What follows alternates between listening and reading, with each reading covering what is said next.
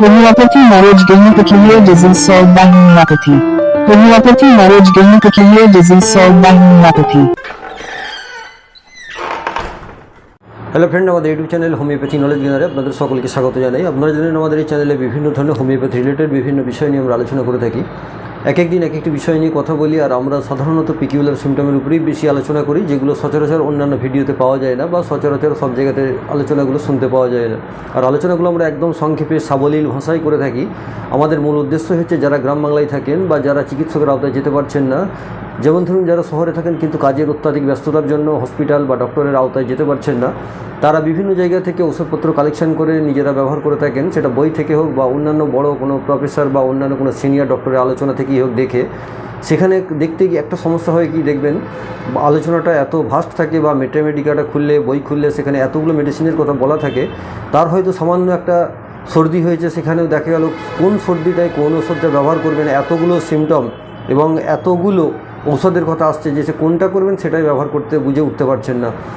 আমরা সেই জন্য একদম স্পেসিফিক্যালি একটা সিমটমের উপরে একটি মেডিসিন দিয়েই আলোচনা করি, যেটা আপনাদের বুঝতে খুব সুবিধা হয় এবং আপনারা সচরাচর সেটা বুঝে নিতে পারেন, আপনাদের কোনো সমস্যা যাতে না হয় আমরা সেটা মাথায় রেখে এই ভিডিওগুলো করে থাকি। যাই হোক, আজকে আমরা একটি খুব গুরুত্বপূর্ণ বিষয় নিয়ে আলোচনা করব এবং এই বিষয়টি নিয়ে আমরা বহু কমেন্টস পেয়েছি এবং বহু মতামত পেয়েছি এবং এটা নিয়ে একটি বিতর্কিত বিষয় আছে বলতে পারেন। সেটা হচ্ছে কন্ট্রাসেপটিভ পিল বা গর্ভনিরোধক বড়ি হোমিওপ্যাথিতে কী আছে, বা গর্ভনিরোধক হিসাবে হোমিওপ্যাথি কী মেডিসিন ব্যবহার করবেন। কন্ট্রাসেপটিভ পিল বা গর্ভনিরোধক হিসেবে আমরা যে অ্যালোপ্যাথি বা অন্যান্য মেডিসিন যেসব ব্যবহার করে থাকি সেগুলো আমরা সচরাচর সবাই জানি বা সেগুলো আমরা দীর্ঘদিন ধরে ব্যবহার করে যাই। এবার দেখুন, এই ঔষধের কিছু সাইড ইফেক্ট বা কিছু সুবিধা সব কিছু অবশ্যই আছে, তবে বলা যায় এটা প্রায় 90% মানুষ যারা ব্যবহার করেন তারা কিন্তু সফলতার সঙ্গেই যে অন্যান্য মেডিসিন যেগুলো থাকে, যেগুলো এক্সট্রা করে পাতা থাকে, সেই ঔষধগুলো তারা ব্যবহার করেন।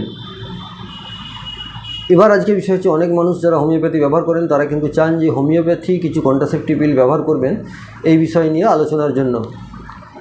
একটা দেখবেন জিনিস আছে, প্রত্যেকটা প্যাথির কিন্তু নিজস্ব কিছু ধারা আছে এবং নিজস্ব কিছু একটা ব্যারিকেড আছে, যেটার মধ্যে কিন্তু সেই রোগগুলো অনায়াসেই সেরে যায় এবং সেইগুলো কিন্তু একটা ভালো রেজাল্ট আছে। প্রত্যেক প্যাথিরই এই ধরনের কিছু জিনিস আছে। যেমন ধরুন, আপনি যদি বলেন যে অ্যালোপ্যাথি সিস্টেমের মধ্যে এমন কিছু মেডিসিন আছে যেগুলো কিন্তু খুবই অপরিহার্য, যেমন ধরুন অ্যান্টিভেনাম সিরাম বা আপনার অ্যান্টি র্যাবিস, যেগুলো আপনার কুকুরে কামড়ানোর, সাপে কামড়ানোর এই যে ঔষধগুলো, এগুলো কিন্তু আপনার অ্যালোপ্যাথিতে খুব সুন্দর কাজ করে এবং এই যে ভ্যাকসিন যেগুলো রয়েছে এগুলো কিন্তু আপনার খুব কার্যকরী এবং খুব এফেক্টিভ মেডিসিন, আপনার প্রাণ বাঁচাতে সাহায্য করে। এই ধরনের মেডিসিন কিন্তু হোমিওপ্যাথিতে আপনার সচরাচর নেই, বা আপনার কোনো যত বড় হোমিওপ্যাথি ডক্টরবাবুই হোক না কেন এই ধরনের মেডিসিন দিয়ে আপনাকে সঙ্গে সঙ্গে রিলিফ দেওয়ার এই গ্যারেন্টিটা কিন্তু দিতে পারে না। আপনাকে ধরুন একটা বিষধর সাপে কামড়েছে, যেখানে আপনার এভিএস দরকার, সেখানে কিন্তু আপনার কোনো হোমিওপ্যাথি মেডিসিন দিয়ে আপনাকে এটাকে রিকভার করতে পারবে না। অতএব যেটা আমাদের সীমাবদ্ধতা আছে সেটা কিন্তু আমাদের স্বীকার করে নিতে হবে। আবার দেখবেন এমন কিছু জিনিস আছে, যেমন ধরুন আপনার একটা টিউমার আছে, যেই টিউমারটা আপনার দেখলেন বিরাট সাইজ, যেটা কিন্তু অন্যান্য প্যাথিতে এটাকে কেটে বাদ দেওয়া ছাড়া কোনো উপায় নেই, কিন্তু আপনার হোমিওপ্যাথিতে একদম সুন্দর মেডিসিন আছে যেটা কিন্তু খেলে আপনার আস্তে আস্তে এই টিউমারটা দেখছেন একদম মিলিয়ে যাচ্ছে, আপনি পুরোপুরি রিলিফ হয়ে যাচ্ছেন। বা অনেক ক্ষেত্রে দেখা গেল আপনার শরীরের মধ্যে এমন কিছু সমস্যা তৈরি হয়েছে যেটা কিন্তু অপারেশনাল কেস, কিন্তু হোমিওপ্যাথি দ্বারা অনেক ভালো ভালো মেডিসিন আছে যেটা উইদাউট সার্জারিতে বা অনেক মেডিকেশন দ্বারাই আপনি রিমুভ করতে পারবেন। আবার যেমন দেখবেন তথাকথিত যদি থাইরয়েডের চিকিৎসা বলে, এখন প্রায় মানুষেরই থাইরয়েড হয়, এটা কিন্তু অ্যালোপ্যাথি চিকিৎসায় যদি যান দেখবেন যত বড় ডাক্তারবাবুই হন না কেন, লন্ডন পাসই হন না কেন, দেখবেন হাতে গোনা 2-3টে মেডিসিন আছে, অ্যালটক্সিন, থাইরক্সিন, এই ধরনের 2-1টা। আর ওনারা কিন্তু দেখবেন এই মেডিসিনগুলোই ব্যবহার করেন এবং এটা লাইফ টাইম খেয়ে যেতে হয়, আপনি যতদিন বেঁচে থাকবেন ততদিন খেতে হবে। অর্থাৎ এই যে মেডিসিনটা আপনি ভাবলেন যে কিছুদিন খেয়ে সেরে যাবে, তারপরে আপনি ভালো হয়ে যাবেন আর খেতে হবে না, তা কিন্তু নয়। কিন্তু হোমিওপ্যাথিতে এর অনেক ভালো মেডিসিন আছে যেগুলো যদি আপনি কন্টিনিউয়াসলি একটু সিমটোমেটিক্যালি কিছুদিন ব্যবহার করেন তাহলে কিন্তু আপনার এই থাইরয়েডের সমস্যাটা পুরোপুরি মিটে যায়, আপনাকে লাইফ টাইম ধরে এই ওষুধ খাওয়ার কোনো দরকার পড়বে না। তো সেই রকম প্রত্যেকটা মেডিসিনের একটা বা প্রত্যেকটা প্যাথিরই এক একটা নিজস্ব কিছু সুবিধা অসুবিধা, তার ক্রেডিট ডিসক্রেডিট সবই আছে। এই যে সুগার, প্রেশার, থাইরয়েড, এগুলো কিন্তু দেখবেন অ্যালোপ্যাথিতে যেরকম তার কোনো সেরে যাওয়ার ব্যাপার নেই, সারা জীবন খেয়ে যেতে হয়, আবার হোমিওপ্যাথিতে এগুলো সেরে যায়। আবার যেরকম বললাম অ্যান্টি র্যাবিস বা অ্যান্টিভেনাম সিরাম, যেগুলো আপনার অ্যালোপ্যাথিতে খুব সুন্দর আছে, যেগুলো তুরন্ত কাজ দেয়, আপনার প্রাণ বাঁচিয়ে দিবে, সেরকম কিন্তু হোমিওপ্যাথিতে ওষুধ নেই। তো প্রত্যেকের যে সীমাবদ্ধতা সেগুলো আমাদেরকে দেখি, তবে আমাদের আলোচনাটা আজকে আমি আগিয়ে নিয়ে যেতে চাইছি। যেটা আমাদের আলোচনার বিষয়বস্তু ছিল যে হোমিওপ্যাথি কন্ট্রাসেপটিভ পিল কী আছে বা কী মেডিসিন ব্যবহার করবে। প্রথমেই বলে রাখি, এই ধরনের হোমিওপ্যাথিতে কন্ট্রাসেপটিভ পিল আছে বলে আমার কিন্তু জানা নেই। তো যদি আপনাদের কারো জানা থাকে যে হ্যাঁ এই ধরনের কোনো ব্র্যান্ডেড আছে যার দ্বারা এই হোমিওপ্যাথি কন্ট্রাসেপটিভ হিসেবে ব্যবহার করা হচ্ছে, তাহলে কিন্তু আপনারা আমাকে কমেন্টস করে জানাবেন, আমি শিখে নেব। আমার জানা মতে সেই ধরনের কোনো কোম্পানির ব্র্যান্ড নেই যেটা হোমিওপ্যাথি মেডিসিন যে খেলে আপনার একদম গ্যারেন্টেড, যে সেই 21টা ট্যাবলেটের মতো বা কোনো লিকুইড আছে যেটা খেলে একদম গ্যারেন্টেড আপনার কন্ট্রাসেপটিভ কাজ করবে বা গর্ভনিরোধক হিসেবে কাজ করবে এই ধরনের মেডিসিন। তবে আজকে আমি একটা মেডিসিনের কথা হোমিওপ্যাথিতে বলে যাব যেটা কিন্তু আপনার গর্ভনিরোধক নয়, কিন্তু আপনার গর্ভসঞ্চারটাকে অনেকটাই কমিয়ে দেয়। সেই ঔষধটি আজকে আপনাদের সামনে আমরা বলছি, এটা অ্যাপ্লাই করবেন, কিন্তু এটা কোনো গ্যারেন্টিযুক্ত ওষুধ নয় যে এটা খেলে আপনি নিশ্চিন্তে রয়ে গেলেন, আপনি কোনো ধরনের কন্ট্রাসেপটিভ ব্যবহার করলেন না, তাহলে কিন্তু সেটা হবে না। আপনি সেটা ট্যাবলেট হোক, কন্ডোম হোক বা ভ্যাকসিন হোক, যে কোনো পদ্ধতি যেগুলো আছে সেগুলো আপনাকে দিতে হবে। আর আমি হোমিওপ্যাথি যে মেডিসিনটির কথা বলবো, এটার কাজ হচ্ছে শুধুমাত্র আপনার এই গর্ভসঞ্চারের মাত্রাটাকে একটু কমিয়ে দেয়।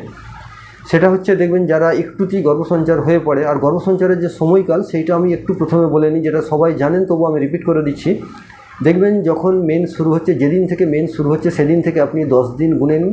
10 দিন গুনে নেওয়ার পর থেকে যে 8টা দিন, অর্থাৎ 11তম দিন থেকে 18তম দিন, যেদিন মেন শুরু হচ্ছে সেদিন আপনি ক্যালেন্ডারে একটা দাগ দিয়ে দিলেন, দিয়ে 10 দিন গুনে নিলেন, নিয়ে এই 10 দিনের পর থেকে 8 দিন আপনি বাদ দিয়ে দিন। এই 8 দিনটাই কিন্তু আপনার ডিম্বাণু নিঃসরণ হয় বা এই 8 দিনের মধ্যেই গর্ভসঞ্চয় হওয়ার সম্ভাবনা সবচেয়ে বেশি থাকে। এবার এর 8 দিন যে আমরা ধরছি 8 দিনই কিন্তু হয় না, 8 দিনের মধ্যে দেখা যায় হয়তো 1 দিন কিংবা 2 দিন হয়। তো সেইটা কোন দিন হবে পারফেক্ট কিন্তু বলা মুশকিল।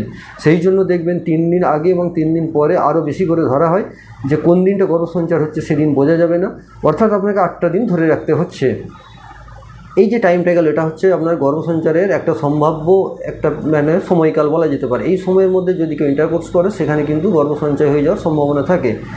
তো আপনার এই সময়টাকে যদি এড়িয়ে যান তাহলে কিন্তু একদিক দিয়ে আপনি বেঁচে গেলেন।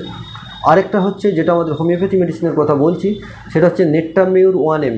এই নেট্টামিউর 1M যদি আপনি মাসে একটা করে ডোজ খান, নেট্টামিউর 1M মাসে একটা করে ডোজ, অর্থাৎ মাসে একবার 2 ফোঁটা করে যদি খান, তাহলে কিন্তু গর্ভসঞ্চয় যেটা সহজেই হয়ে যায় তার মাত্রাটা কিন্তু অনেকটা কমে যায়।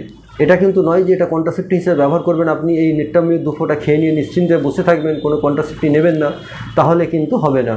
এই নেট্টামিউর 1M এর কাজ হচ্ছে আপনার গর্ভসঞ্চয়ের মাত্রাটাকে অনেকটা কমিয়ে দেয়। যেটা ধরুন আপনি খুব সহজেই গর্ভসঞ্চয় হয়ে যেত, যে সামান্য একদিনে মেলামেশাতেই দেখা গেল আপনার সেইটা চান্সটা যেটা যত বেশি ছিল সেই চান্সটা কিন্তু অনেকটা কমিয়ে দেয়। তো এটাকে আপনি ব্যবহার করতে পারেন কমানোর জন্য, কিন্তু আপনাকে পার্মানেন্টলি ব্যবহার করতে যদি হয় তাহলে কিন্তু আপনাকে অন্যান্য যে পদ্ধতিগুলো আছে যেগুলো আমি বলেছি বা এছাড়াও আছে সেগুলো আপনাকে আলোচনা করতে হবে, এবং সেইগুলো আপনাকে ভেবে দেখতে হবে আপনার ক্ষেত্রে কোনটা অ্যাপ্রোপ্রিয়েট আছে। অনেক পরীক্ষা নিরীক্ষা পদ্ধতি আছে এবং অন্যান্য অনেকগুলো সিমটম আছে, সেগুলো আপনারা একটু দেখবেন। আরেকটা কথা সবচেয়ে বলি, যখনই দেখবেন আপনার মেন্স পরের মাসে হচ্ছে না, বন্ধ হয়ে গেছে, আপনি হয়তো অনেক সময় ধরে নেন যে এরকম আমার আগে পরে হয়, অতএব এইটা আমার এখন দেখার দরকার নেই, আরও কিছুদিন দেখি। আপনি যদি সন্তান নিতে ইচ্ছুক হন বা আপনি সেই কন্ডিশনে থাকেন তাহলে ঠিক আছে, না হলে কিন্তু আপনি সঙ্গে সঙ্গে একটা প্রেগনেন্সি টেস্ট কার্ড নিয়ে সেটাকে টেস্ট করে দেখে নিন।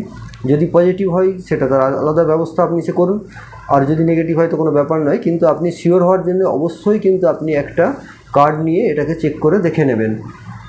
আজকের আলোচনাটা মোটামুটি আপনারা বুঝতে পেরেছেন। যদিও এই বিষয়ে আরও কিছু জানার থাকে বা আপনাদের কিছু বলার থাকে, তাহলে আমাদের সঙ্গে যদি সরাসরি যোগাযোগ করতে চান, আমাদের বিনামূল্যে পরামর্শের জন্য আমাদের ডাক্তারবাবু আপনাদের সঙ্গে থাকবেন। সেটা হচ্ছে যে কোনো দিন সন্ধ্যা 7টা থেকে 8টার মধ্যে ফোন করতে পারেন 8296080055। এছাড়া আপনারা যদি মনে করেন আমাদের ওয়েবসাইটে যে কোনো সময় আপনাদের কোনো তথ্য যদি দেওয়ার থাকে বা প্যাথোলজিক্যাল রিপোর্ট কিছু পাঠানোর থাকে, সেগুলো পাঠিয়েও দিয়ে রাখতে পারেন, আমরা সময় করে দেখে আপনাদের যথাযথ উত্তর দিয়ে দেবো। সেটা হচ্ছে www.mykngroup.com। তো সকলেই ভালো থাকুন, সুস্থ থাকুন। আজ আমরা এখানে শেষ করছি। ধন্যবাদ, দেখা হবে অন্য কোনো ভিডিওতে। Disease solved by homeopathy.